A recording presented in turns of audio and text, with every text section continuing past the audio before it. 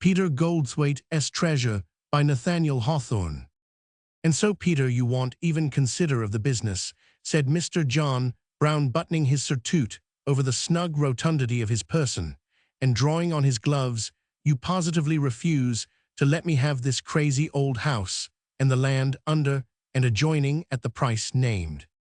"Neither at that nor treble the sum," responded the gaunt, grizzled, and threadbare Peter Goldthwaite. "The fact is, Mr. Brown, you must find another site for your brick block, and be content to leave my estate with the present owner next summer. I intend to put a splendid new mansion over the cellar of the old house."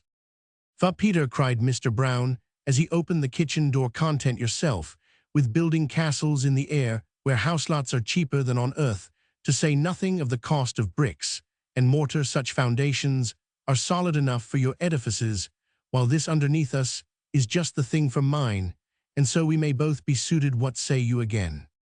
"Precisely what I said before, Mr. Brown," answered Peter Goldthwaite, "and as for castles in the air, mine may not be as magnificent as that sort of architecture, but perhaps as substantial, Mr.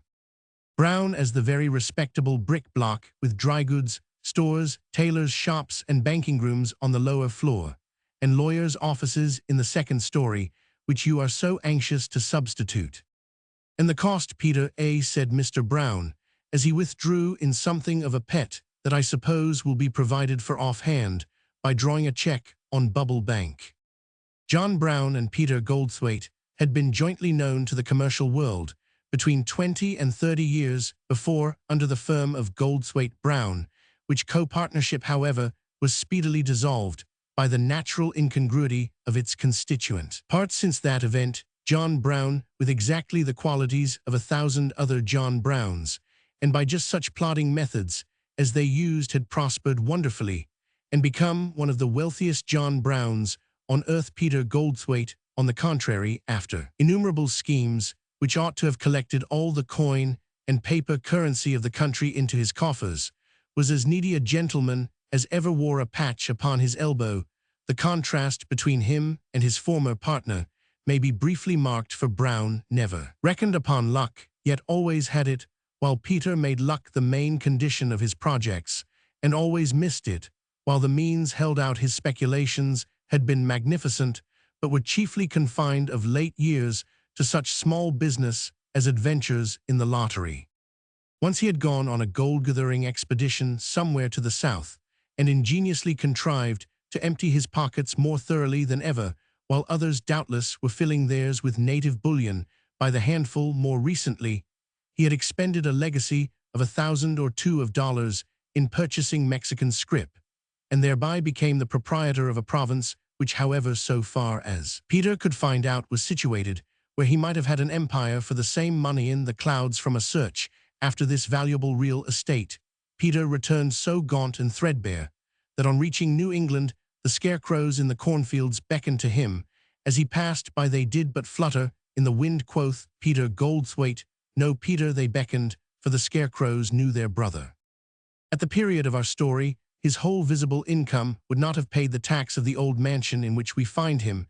It was one of those rusty, moss-grown, manipacked wooden houses which are scattered about the streets of our elder towns, with a beetle-browed second story projecting over the foundation, as if it frowned at the novelty around it. This old paternal edifice, needy as he was, and though being centrally situated on the principal street of the town, it would have brought him a handsome sum. The sagacious Peter had his own reasons for never parting with either by auction or private sale. There seemed indeed to be a fatality that connected him with his birthplace, for often as he had stood on the verge of ruin, and standing there even now, he had not yet taken the step beyond it, which would have compelled him to surrender the house to his creditors. So here he dwelt, with bad luck, till good should come. Here then, in his kitchen, only room where a spark of fire took off the chill of a November evening. Poor Peter Goldthwaite had just been visited by his rich old partner.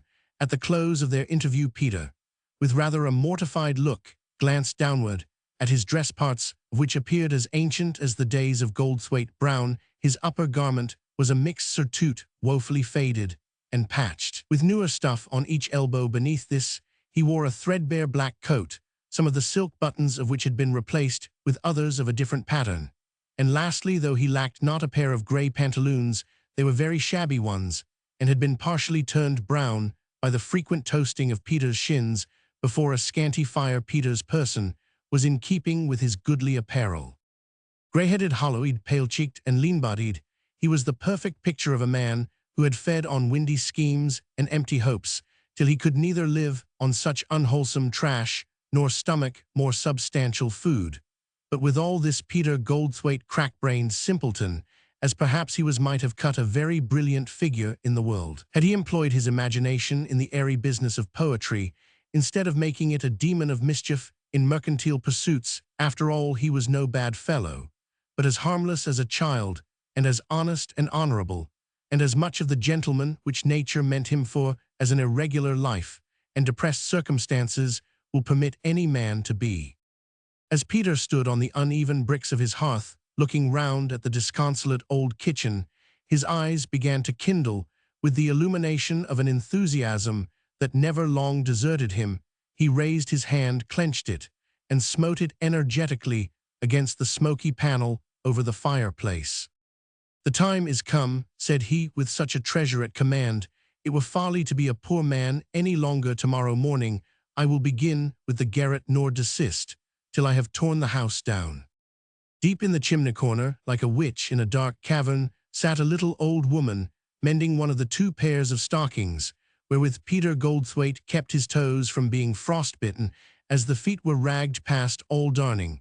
She had cut pieces out of a cast-off flannel petticoat to make new soles. Tabitha Porter was an old maid upward of 60 years of age, 55 of which she had sat in that same chimney corner, such being the length of time since Peter's grandfather had taken her from the almshouse.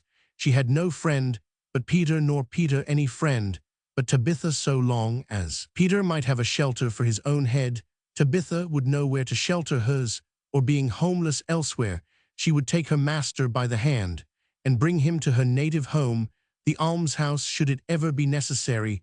She loved him well enough to feed him with her last morsel and clothe him with her under petticoat. But Tabitha was a queer old woman, and though never infected with Peter's flightiness, had become so accustomed to his freaks and follies that she viewed them all as matters of course. Hearing him threaten to tear the house down, she looked quietly up from her work. "Best leave the kitchen till the last, Mr. Peter," said she. "The sooner we have it all down the better," said Peter Goldthwaite. "I am tired to death of living in this cold, dark, windy, smoky, creaking, groaning, dismal old house. I shall feel like a younger man when we get into my splendid brick mansion.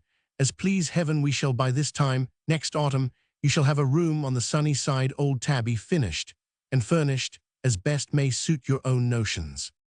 "I should like it pretty much, such a room as this kitchen," answered Tabitha.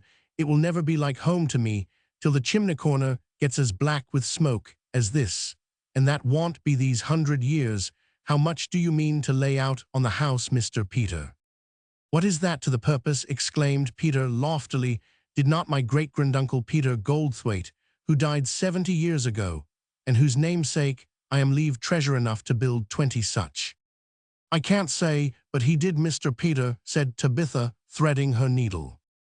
Tabitha well understood that Peter had reference to an immense hoard of the precious metals, which was said to exist somewhere in the cellar or walls or under the floors, or in some concealed closet or other out-of-the-way nook of the old house.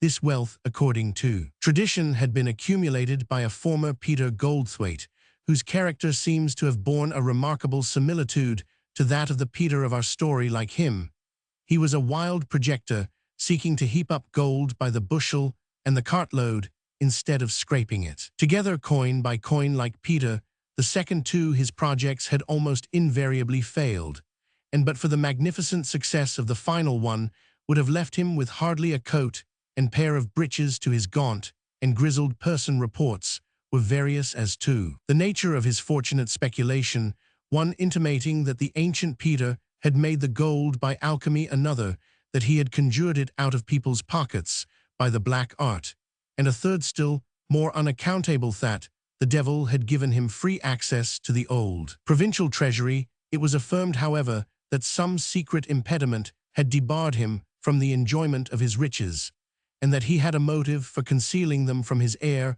or at any rate had died, without disclosing the place of deposit, the present Peter's. Father had faith enough in the story to cause the cellar to be dug over. Peter himself chose to consider the legend as an indisputable truth, and amid his many troubles had this one consolation that, should all other resources fail, he might build up his fortunes by tearing his house down. Yet, unless he felt a lurking distrust of the golden tale, it is difficult to account for his permitting the paternal roof to stand so long, since he had never yet seen the moment when his predecessor's treasure would not have found plenty of room in his own strongbox. But now was the crisis. Should he delay the search a little longer, the house would pass from the lineal heir, and with it the vast heap of gold to remain in its burial place till the ruin of the aged walls should discover it to strangers of a future generation. "Yes," cried Peter Goldthwaite again, "tomorrow I will set about it."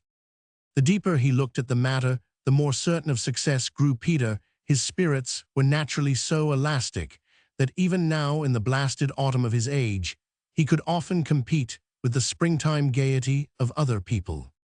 Enlivened by his brightening prospects, he began to caper about the kitchen like a hobgoblin, with the queerest antics of his lean limbs and gesticulations of his starved features.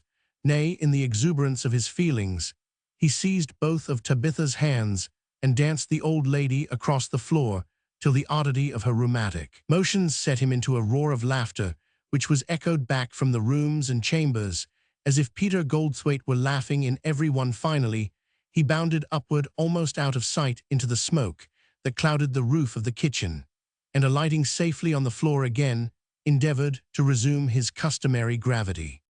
"Tomorrow at sunrise," he repeated, taking his lamp to retire to bed. "I'll see whether this treasure be hid in the wall of the garret." "And as we're out of wood, Mr. Peter," said Tabitha, puffing and panting with her late gymnastics, "as fast as you tear the house down, I'll make a fire with the pieces." Gorgeous that night were the dreams of Peter Goldthwaite. At one time he was turning a ponderous key in an iron door not unlike the door of a sepulchre, but which, being opened, disclosed a vault heaped up with gold coin as plentifully as golden corn in a granary. There were chased goblets also, and tureens, salvers, dinner dishes, and dish covers of gold or silver gilt, besides chains and other jewels incalculably rich, though tarnished with the damps of the vault. For of all the wealth that was irrevocably lost to man, whether buried in the earth or sunken in the sea, Peter Goldthwaite had found it in this one treasure place. Anon he had returned to the old house as poor as ever, and was received at the door by the gaunt and grizzled figure of a man whom he might have mistaken for himself, only that his garments were of a much elder fashion. But the house, without losing its former aspect, had been changed into a palace of the precious metals.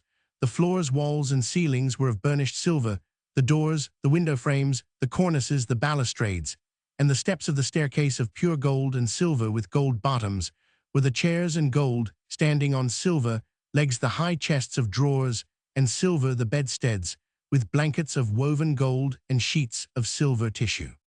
The house had evidently been transmuted by a single touch, for it retained all the marks that Peter remembered, but in gold or silver instead of wood, and the initials of his name which, when a boy, he had cut in the wooden doorpost, remained as deep in the pillar of gold.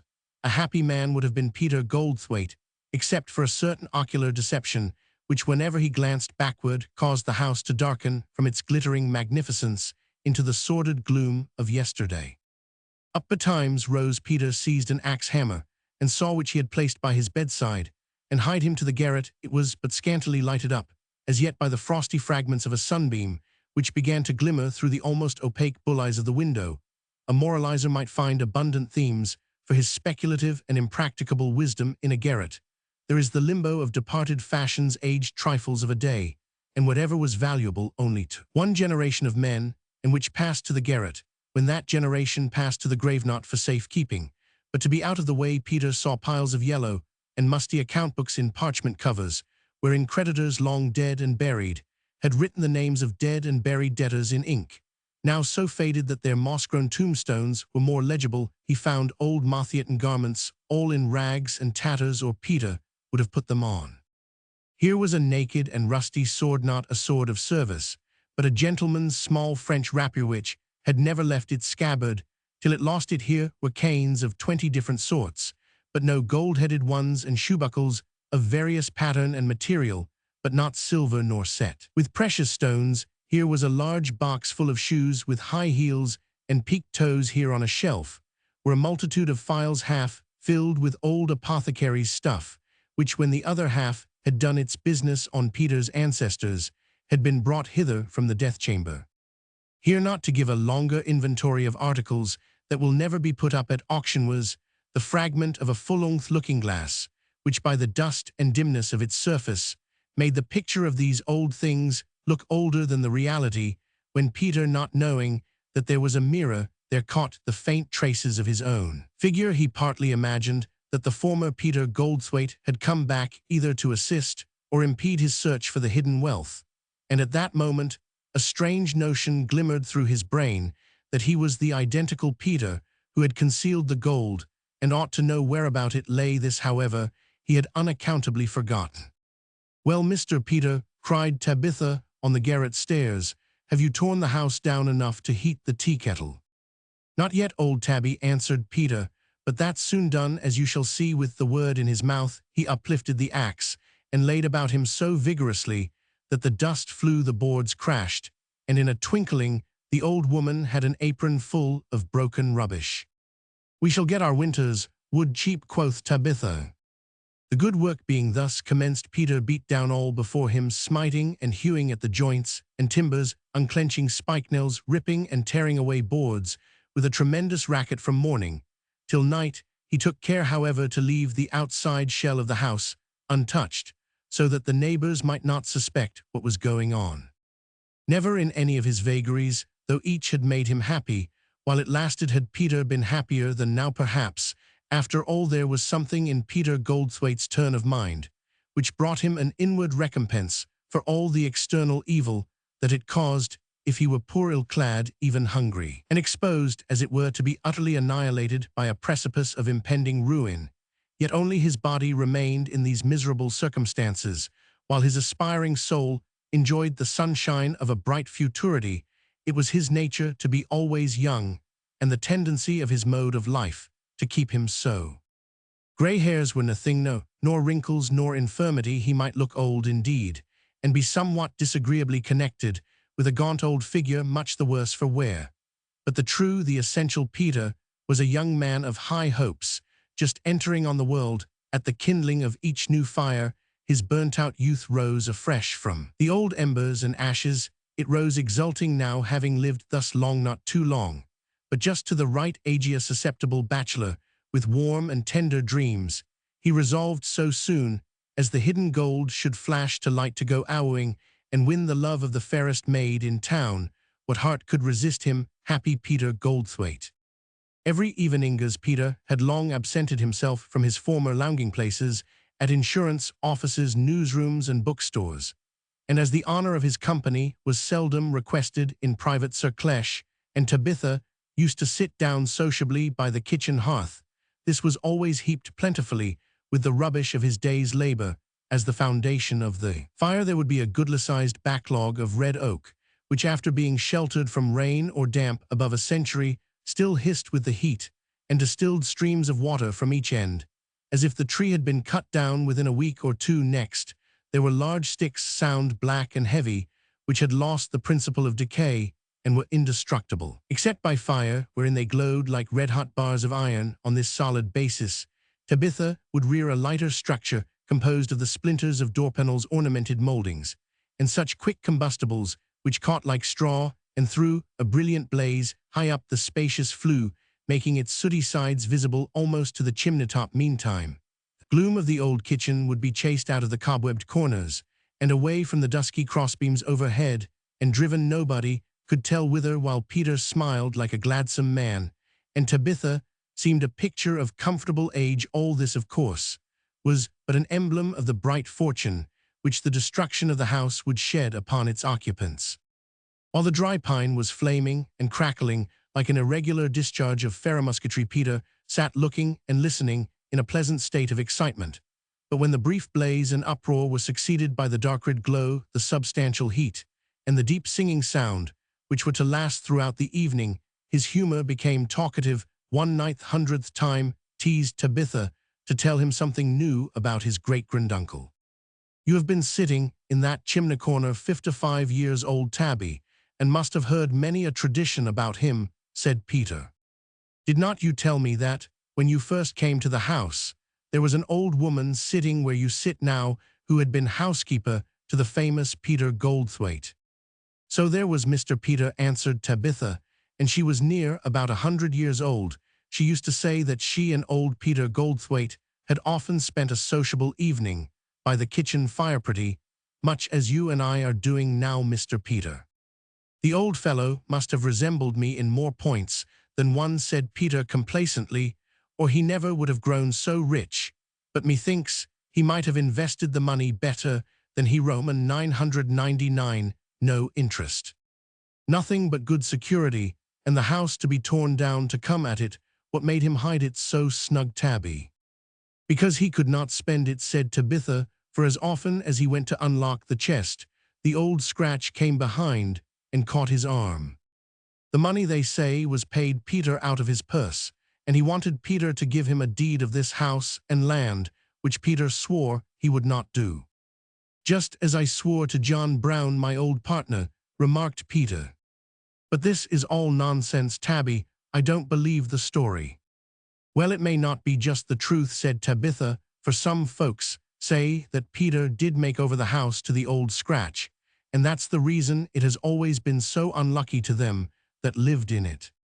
And as soon as Peter had given him the deed, the chest flew open, and Peter caught up a handful of the gold, but lo and behold, there was nothing in his fist but a parcel of old rags." "Hold your tongue, you silly old Tabby," cried Peter in great wrath. "They were as good golden guineas as ever bore the effigies of the King of England.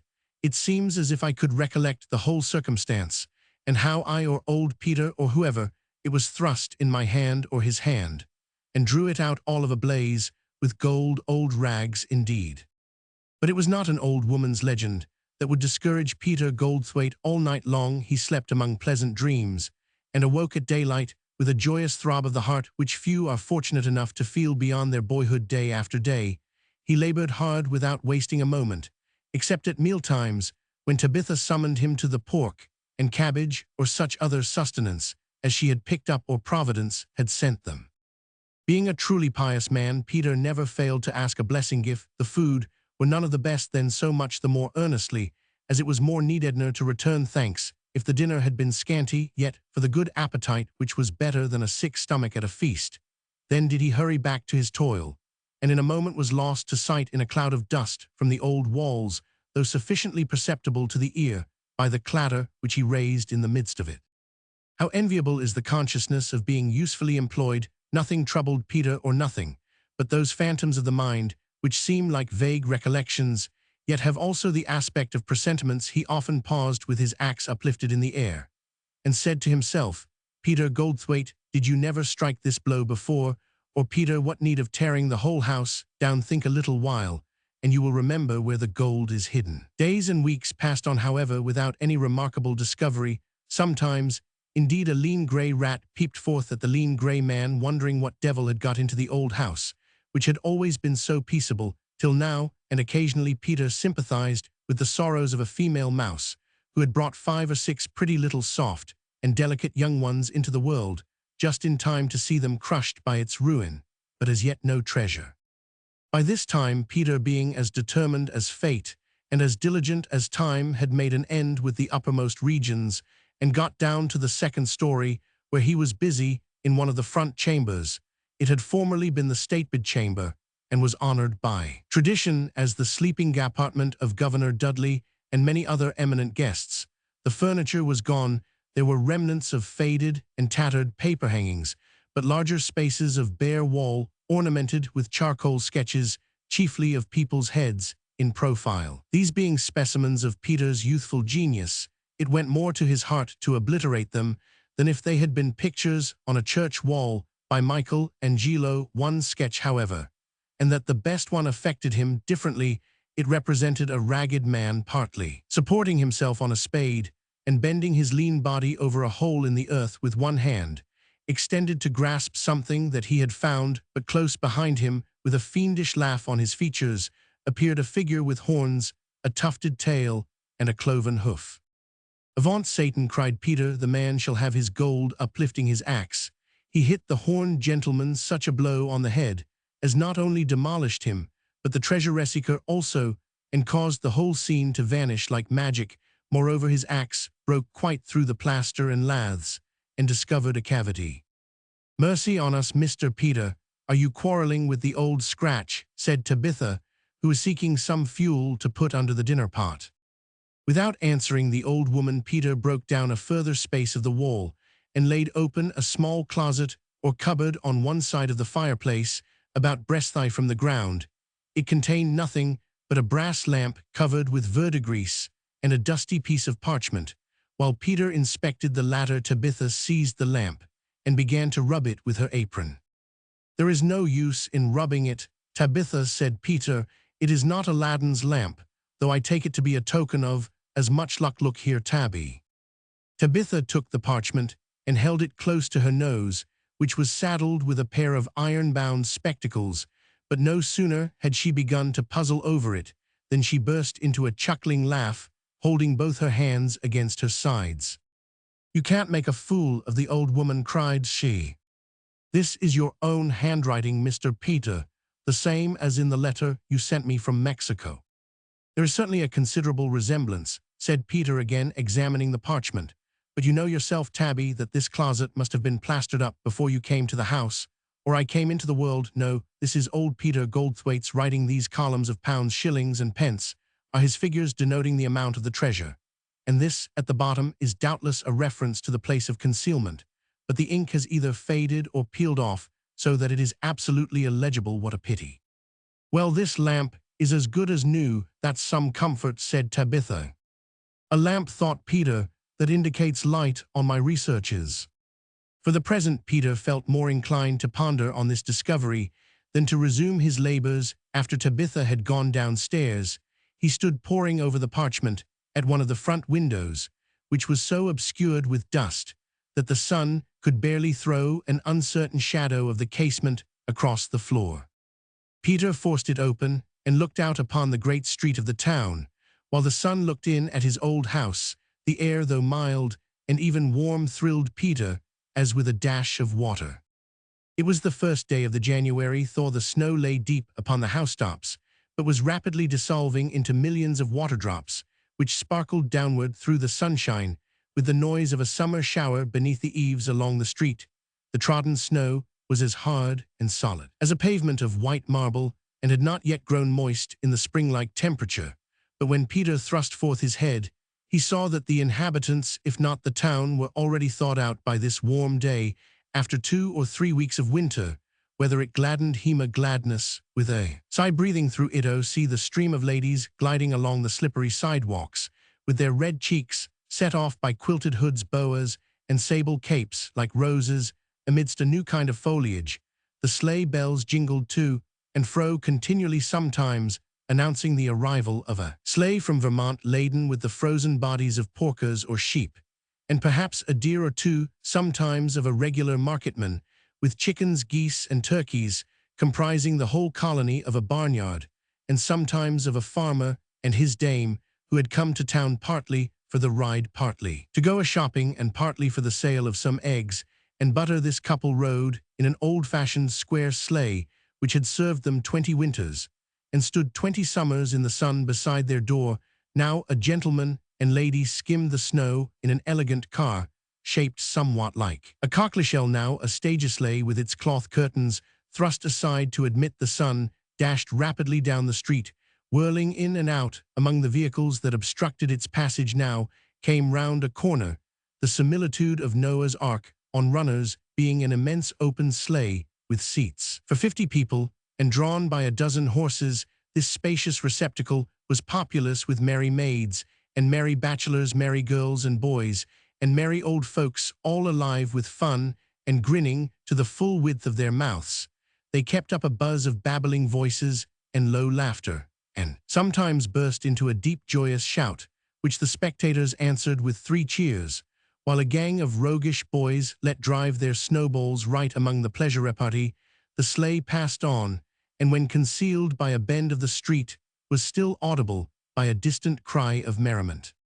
Never had Peter beheld a livelier scene than was constituted by all these accessories: the bright sun, the flashing waterdrops, the gleaming snow, the cheerful multitude, the variety of rapid vehicles, and the jingle-jangle of merry bells, which made the heart dance to their music. Nothing dismal was to be seen, except that peaked piece of antiquity, Peter Goldthwaite's house, which might well look sad externally, since such a terrible consumption was preying on its insides, and Peter's gaunt figure, half visible in the projecting second story, was worthy of his house.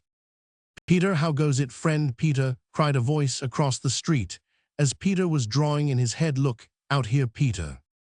Peter looked and saw his old partner, Mr. John Brown, on the opposite sidewalk, portly and comfortable, with his furred cloak thrown open, disclosing a handsome surtout.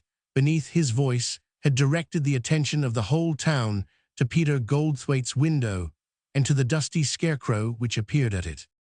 "I say, Peter," cried Mr. Brown again, "what the devil are you about there, that I hear such a racket? Whenever I pass by you are repairing the old house. I suppose making a new one of it, eh?" "Too late for that, I am afraid, Mr. Brown," replied Peter. "If I make it new, it will be new inside and out from the cellar upward." "Had not you better let me take the job?" said Mr. Brown significantly. "Not yet," answered Peter, hastily shutting the window, for ever since he had been in search of the treasure, he hated to have people stare at him.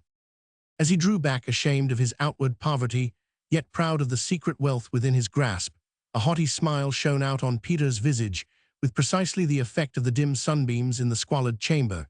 He endeavored to assume such a mien as his ancestor had probably worn when he gloried in the building of a strong house for a home to many generations of his posterity, but the chamber was very dark to his snow-dazzled eyes, and very dismal too, in contrast with the living scene that he had just looked upon. His brief glimpse into the street had given him a forcible impression of the manner in which the world kept itself cheerful and prosperous by social pleasures and an intercourse of business, while he in seclusion was pursuing an object that might possibly be a phantasm by a method which most people would call madness.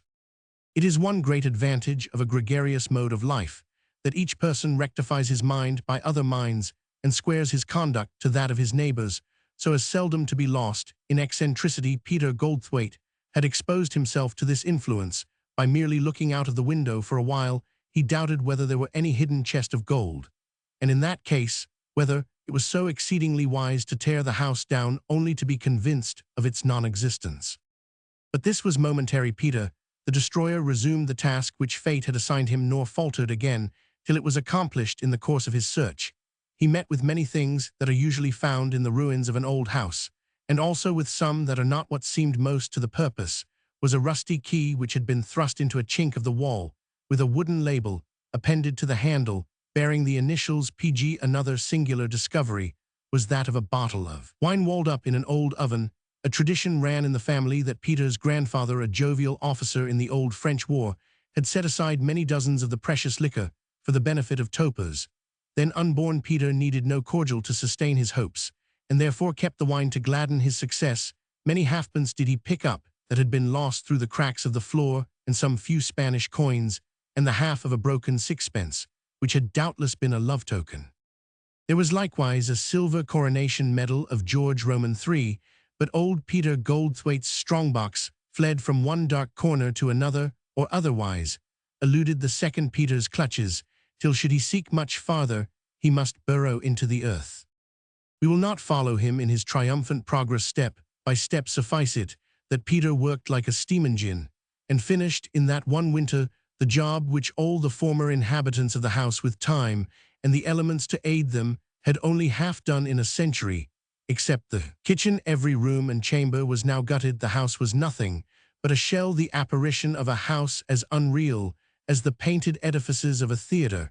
It was like the perfect rind of a great cheese, in which a mouse had dwelt and nibbled till it was a cheese no more, and Peter was the mouse. What Peter had torn down, Tabitha had burnt up, for she wisely considered that without a house they should need no wood to warm it, and therefore economy was nonsense.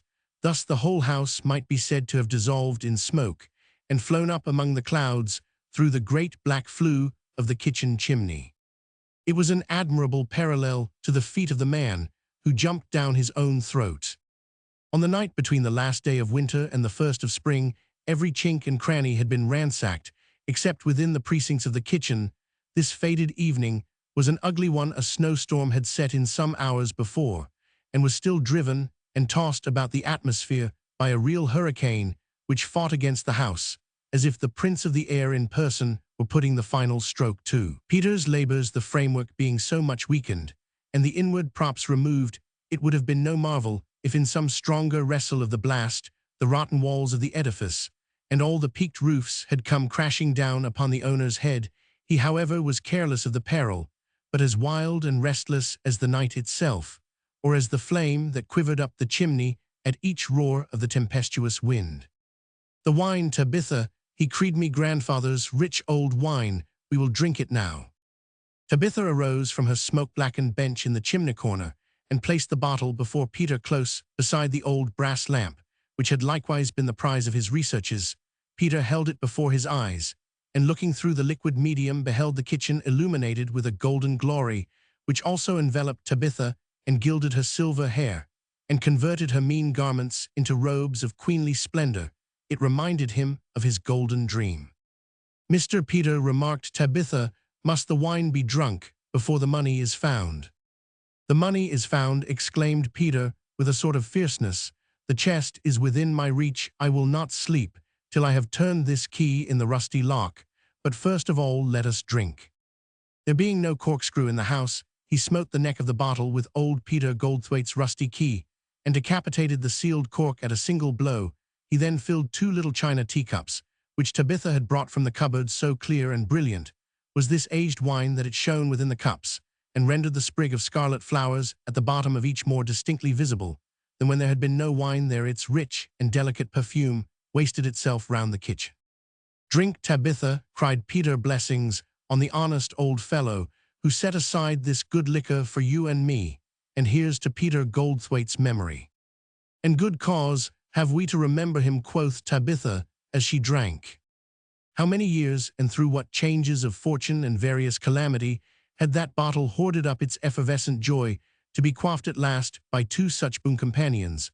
A portion of the happiness of a former age had been kept for them, and was now set free in a crowd of rejoicing visions to sport amid the storm and desolation of the present time.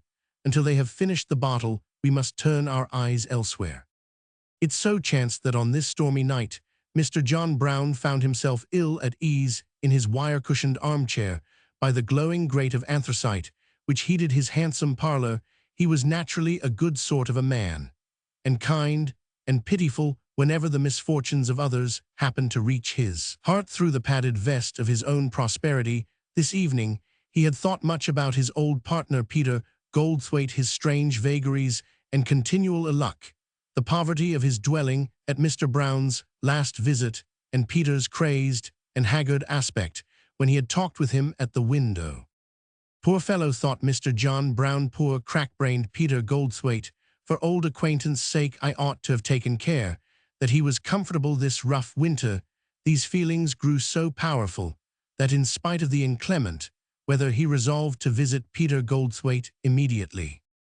The strength of the impulse was really singular. Every shriek of the blast seemed a summons, or would have seemed so had Mr. Brown been accustomed to hear the echoes of his own fancy in the wind. Much amazed at such active benevolence, he huddled himself in his cloak, muffled his throat and ears in comforters and handkerchiefs, and thus fortified bade defiance to the tempest. But the powers of the air had rather the best of the battle. Mr. Brown was just weathering the corner by Peter Goldthwaite's house when the hurricane caught him off his feet, tossed him face downward into a snowbank, and proceeded to bury his protuberant part beneath fresh drifts.